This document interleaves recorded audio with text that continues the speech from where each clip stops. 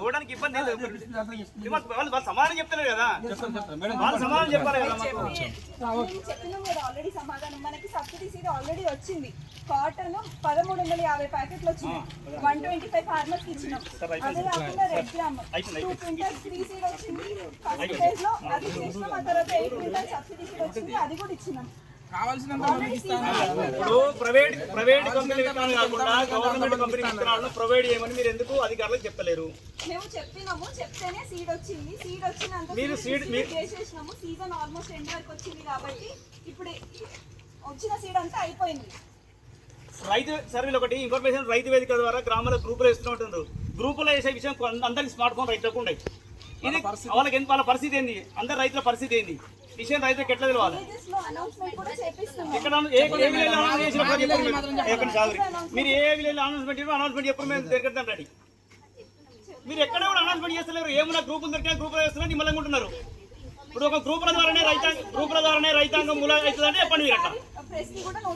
ఇప్పుడు యూరియా కూడా అదే పరిస్థితి, గ్రూపులనే వస్తుంది. సరే యూరియా అంటే యాప్ తీసుకుని చేసుకుంటారు, వీడు కూడా యాప్ పెట్టండి. మరి ప్రభుత్వ విత్తనాలు వచ్చిన యాప్ ఉంటుంది, యాప్ చేయాలని పెట్టండి, దాన్ని కూడా యాప్ పెట్టండి. ఇప్పుడు మరి ఎలినినో ప్రభావంతో రైతాంగాన్ని ప్రోత్సహించాల్సిన మీరు ఎన్ని గ్రామాలు వీడి చేసి ఎన్ని గ్రామాల్లో మీరు అందరికి మోటివేట్ చేయగలిగారు? నేను ఏమంటున్నా మేడం, మీరు ఒక ఓన్లీ వాట్సాప్ గ్రూప్ మెసేజ్ పెడుతున్నారు, ఎలాంటి చాటింపులు లేవు.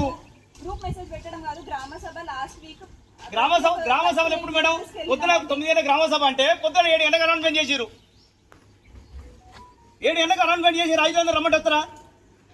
దేనికోసం మీరు అది మీరు మొత్తం నిర్లక్ష్యం వహిస్తున్నారు మీ వ్యవసాయ శాఖ అధికారులు. ఇది పద్ధతి కాదు మేడం, మీరు ఇప్పటికైనా మారాలి. ఈ గ్రూపుల మెసేజ్ పెట్టినది బంద్ చేయాలి.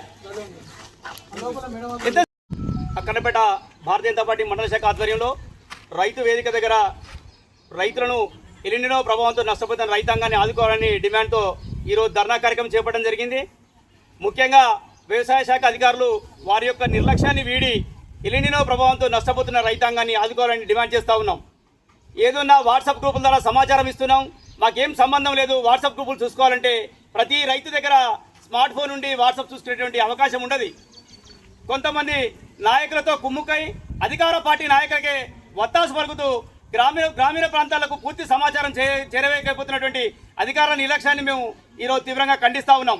వెంటనే ఇక్కడైనా వచ్చేటువంటి కార్యక్రమాలు ఏవైనా కానీ రైతుల దృష్టికి తీసుకెళ్లాల్సిన విజ్ఞప్తి చేస్తూ ప్రైవేటు కంపెనీల విత్తనాలు కాకుండా ప్రభుత్వ కంపెనీల విత్తనాలను సబ్సిడీపై ఇచ్చే విధంగా ప్రయత్నం చేయాలని కోరుకుంటూ లేని పక్షంలో ఆందోళనకారులు తీవ్రతరం చేస్తామని హెచ్చరిస్తా ఉన్నాం.